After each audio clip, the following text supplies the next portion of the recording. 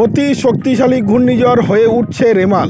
আছড়ে পড়তে পারে বাংলায় অথবা বাংলাদেশে। কোথায় আছড়ে পড়ার সম্ভাবনা রয়েছে, আলিপুর আবহাওয়া অফিস এ বিষয়ে কি জানিয়েছে, সব বিস্তারিত জানাবো। আপনারা দেখছেন top Barasat news YouTube channel. শক্তি বৃদ্ধি করবে রেমাল, জানালো আলিপুর আবহাওয়া দপ্তর। 26 তারিখ বিকালে বাংলাদেশ ও পশ্চিমবঙ্গ উপকূলের কোনো একটি এলাকায় সম্ভাব্য ল্যান্ডফল হতে পারে এই রেমালের। সিভিয়ার সাইক্লোন হিসেবেই এই ল্যান্ডফল হবে।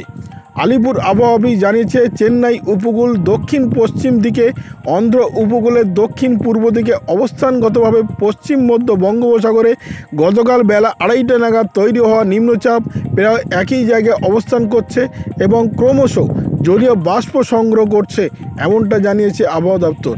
এবং নিজের শক্তি ক্রমশ বৃদ্ধি করছে এই রেমাল।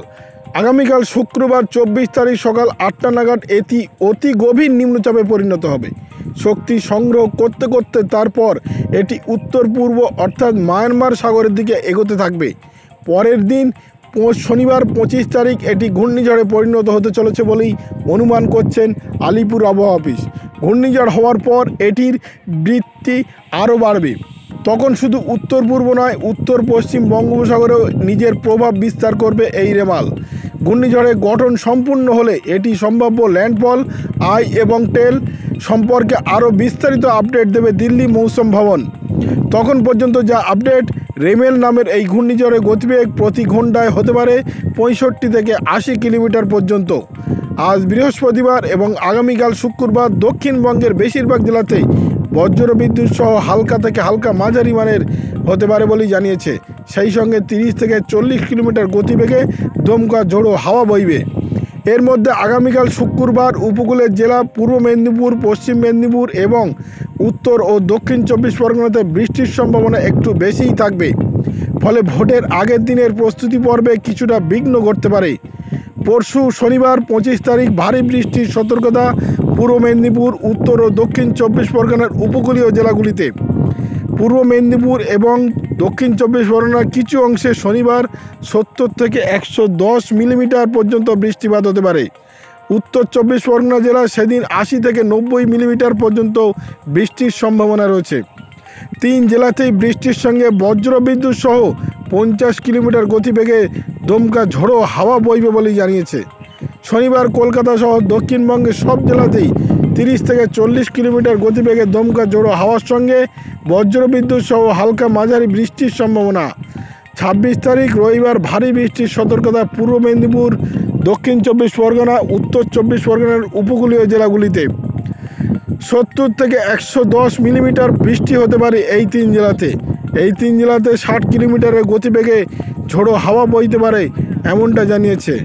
রবিবার কলকাতা সহ দক্ষিণবঙ্গের মোট 9টি জেলায় বজ্রবিদ্যুৎ সহ মাঝারি বৃষ্টি এবং 50 কিলোমিটার গতিবেগে দমকা ঝোড়ো হাওয়া বইবে। উত্তর ও দক্ষিণ 24 পরগনা, পূর্ব পশ্চিম মেদিনীপুর, কলকাতা, হাওড়া, হুগলি, নদিয়া, ঝাড়গ্রাম ও বাঁকুড়াতে এই বজ্রবিদ্যুৎ সহ বৃষ্টিপাতের পাশাপাশি 50 থেকে 70 কিলোমিটার গতিবেগে দমকা ঝোড়ো হাওয়া বইবে। বাকি জেলাতেও 30 থেকে 40 কিলোমিটার গতিবেগে বজ্রবিদ্যুৎ সহ বৃষ্টির সম্ভাবনা রয়েছে। আলিপুর অফিস জানিয়েছে, উত্তরবঙ্গেও নিস্তার পাচ্ছে না, এমনটা তারা জানিয়েছে। উত্তরবঙ্গে ঝড় বৃষ্টি আরও বাড়বে মালদা ও দিনাজপুরে। উত্তরবঙ্গে ঝড় বৃষ্টি চলবে আগামী বুধবার পর্যন্ত। মালদা, উত্তর ও দক্ষিণ দিনাজপুর গরম ও অস্বস্তির চরম পর্যায়ে। বজ্রবিদ্যুৎ সহ বৃষ্টির সঙ্গে 40 থেকে 50 কিলোমিটার গতিবেগে দমকা ঝোড়ো বাতাস বইবে মালদা ও উত্তর দক্ষিণ দিনাজপুর জেলায়। বৃহস্পতিবার শুধুমাত্র মালদা ও দিনাজপুরে বৃষ্টির সম্ভাবনা, বাকি জেলায় ঝড় বৃষ্টি নেই বললেই চলে। উইকেন্ডে ফের ঝড় বৃষ্টির আরও বাড়বে বলেই জানিয়েছে আলিপুর আবহাওয়া অফিস। কলকাতায় বজ্রবিদ্যুৎ সহ ভারী বৃষ্টি পেল কলকাতা শহরের বালিগঞ্জ সহ একাধিক জায়গায় 100 মিলিমিটারের বেশি বৃষ্টি হচ্ছে গতকাল।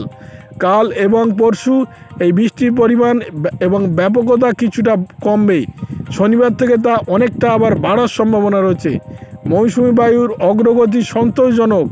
এখনও পর্যন্ত তার যা গতি প্রকৃতি, তাতে মে মাসের শেষ দিনেই ভারতের মূল ভূখণ্ডে কেরলে তার বর্ষা প্রবেশ করার সম্ভাবনা উজ্জ্বল। তামিলনাড়ু, উত্তর ও অন্ধ্রপ্রদেশের দক্ষিণ বঙ্গোপসাগরের দক্ষিণ পশ্চিম অংশে তৈরি হলো নিম্নচাপ বলয়। 24 তারিখ সকালে অতি গভীর নিম্নচাপে পরিণত হতে চলেছে। এরপর এটির অভিমুখ হবে উত্তর পূর্ব দিকে। 25 তারিখ বিকেলের মধ্যে এটি আরও বেশ কিছুটা শক্তি সঞ্চয় করতে চলেছে। 25 তারিখ বিকেলের পর বঙ্গোপসাগরের উত্তর পূর্ব দিকে সমুদ্র পৃষ্ঠ দিয়ে এগোতে থাকবে। আলিপুর আবহাওয়া দপ্তর জানাচ্ছে এটি শক্তি সঞ্চয় করে অনেকটা ঘূর্ণিঝড়ে পরিণত হয়ে ব্যাপকভাবে ক্ষতি করতে পারে বাংলাদেশ উপকূলে। বিশেষ করে খুলনা, বরিশাল এবং চট্টগ্রাম উপকূলে ক্ষয়ক্ষতির সম্ভাবনা রয়েছে বলেই জানিয়েছে আবহাওয়া দপ্তর। প্রচণ্ডভাবে এই ঝড়ের গতিবেগ থাকতে পারে বাংলাদেশে 70 থেকে 90 কিলোমিটার, কোথাও কোথাও 100 কিলোমিটার পর্যন্ত উঠতে পারে বলেই জানিয়েছে আবহাওয়া দপ্তর। বাংলাদেশে আজকে আংশিক মেঘলা আকাশ থাকবে।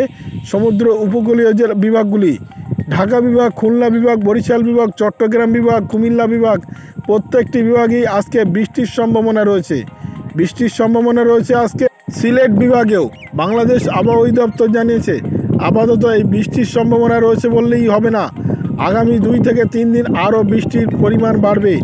আর রিমেল নামক এই ঘূর্ণিঝড় যখন আছড়ে পড়বে বাংলাদেশ উপকূলে তখন তার গতিবেগ থাকবে 70 থেকে 90 কিলোমিটার এবং তার সঙ্গে 100 মিলিমিটারের কাছাকাছি বৃষ্টিপাতের সম্ভাবনা রয়েছে। সমুদ্র উপকূলের মানুষগুলিকে সমুদ্রের উপকূল থেকে উপরের দিকে চলে আসার কথা বলা হয়েছে। এমনকি মৎস্যজীবীদের আগামী শুক্রবার অর্থাৎ আগামীকাল থেকে সমুদ্রে যেতে নিষেধ করা হয়েছে। বাংলাদেশ আবহাওয়া অধিদপ্তর জানিয়েছে এখন আপাতত এই নিষেধাজ্ঞা জারি থাকবে। ভিডিওটি আপনার কোনো প্রকারের উপকারে লেগে থাকে অবশ্যই লাইক, কমেন্ট, শেয়ার করবেন। সেই সঙ্গে চ্যানেলটি সাবস্ক্রাইব করার অনুরোধ রইল। সবাই ভালো থাকবেন, সুস্থ থাকবেন।